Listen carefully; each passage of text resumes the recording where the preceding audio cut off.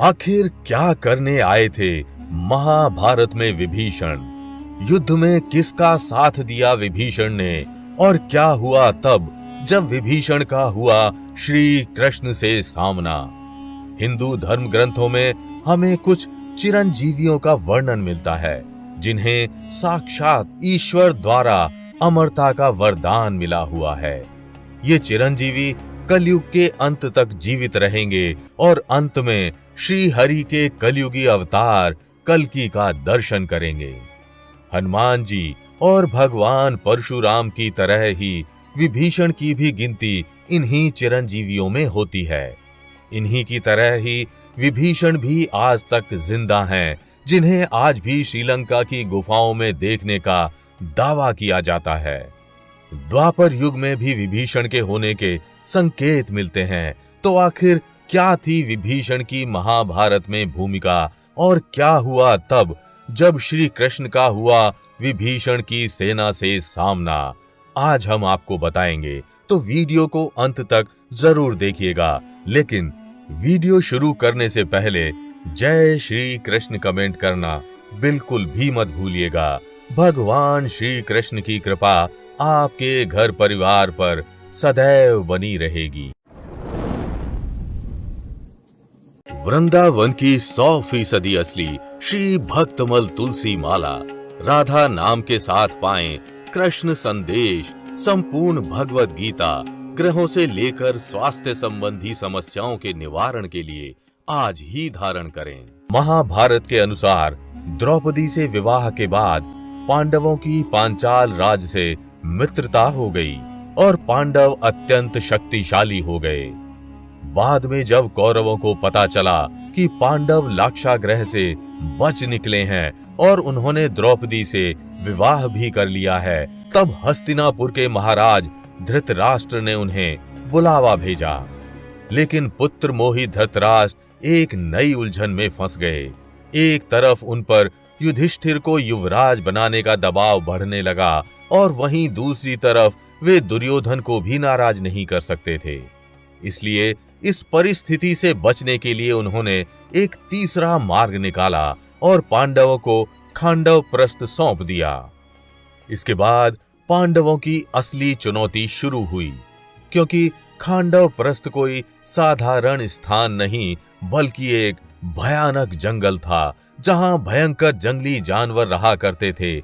वहां किसी साधारण प्राणी का रहना लगभग असंभव था।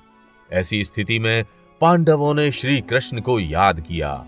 पांडवों ने श्री कृष्ण के साथ मैं दानव की सहायता से उस शहर का सौंदर्यीकरण किया, जिसके बाद वो शहर एक द्वितीय स्वर्ग के समान हो गया और उस स्थान का नाम इंद्रप्रस्थ रखा गया।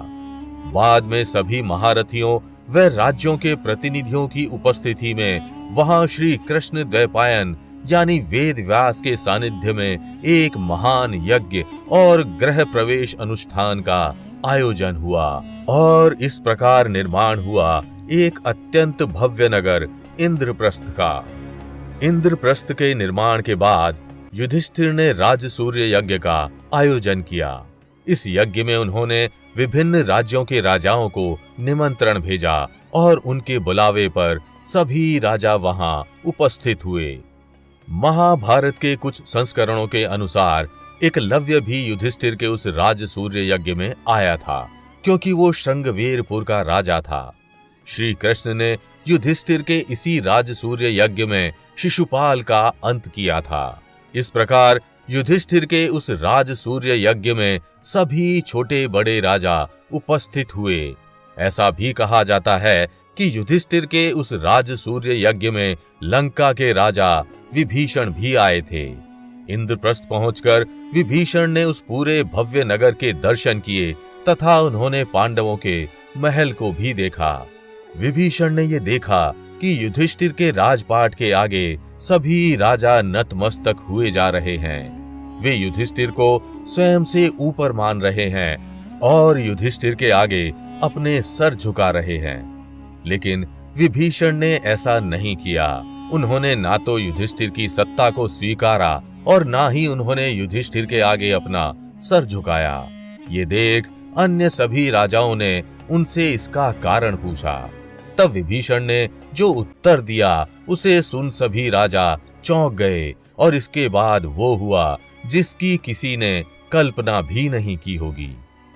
पूछे जाने पर विभीषण ने बताया कि वे भगवान श्री राम को अपना आराध्य मानते हैं और उनके अलावा वे किसी के आगे भी अपना सर नहीं झुकाते, चाहे वो कोई धरती का राजा हो या स्वर्ग का।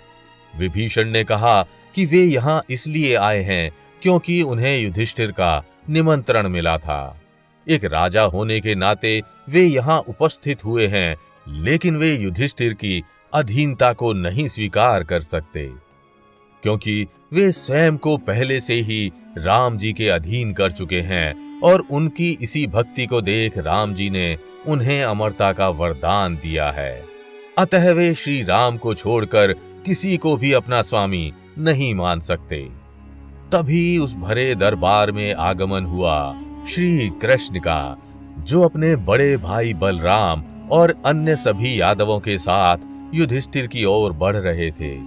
उनको आता देख स्वयं युधिष्ठिर सिंहासन से खड़े हो गए और स्वयं अर्जुन उनका स्वागत करने के लिए आगे बढ़े।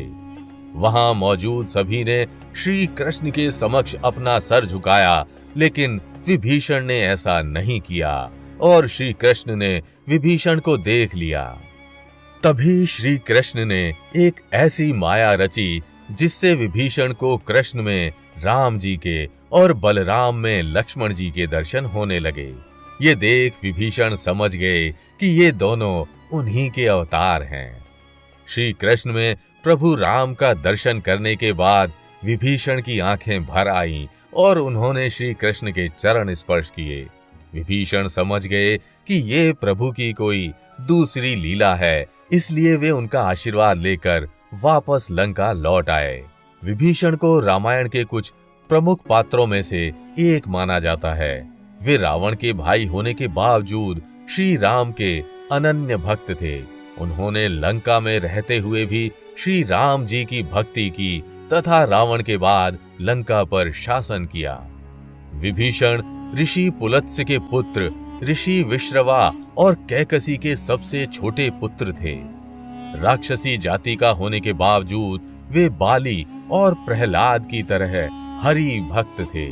उनका व्यवहार राक्षसों जैसा नहीं था। उन्होंने अपने बड़े भाइयों के साथ ब्रह्मा जी की तपस्या की थी और वे एक बड़े राम भक्त थे।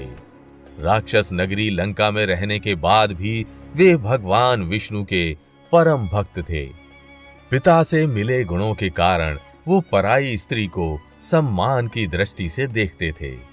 अतः उन्होंने माता सीता के हरण का पुरजोर विरोध किया। उन्होंने रावण को सद्गति का मार्ग सुझाया, किंतु हठी रावण ने एक ना सुनी और अपना सब कुछ गंवा बैठा।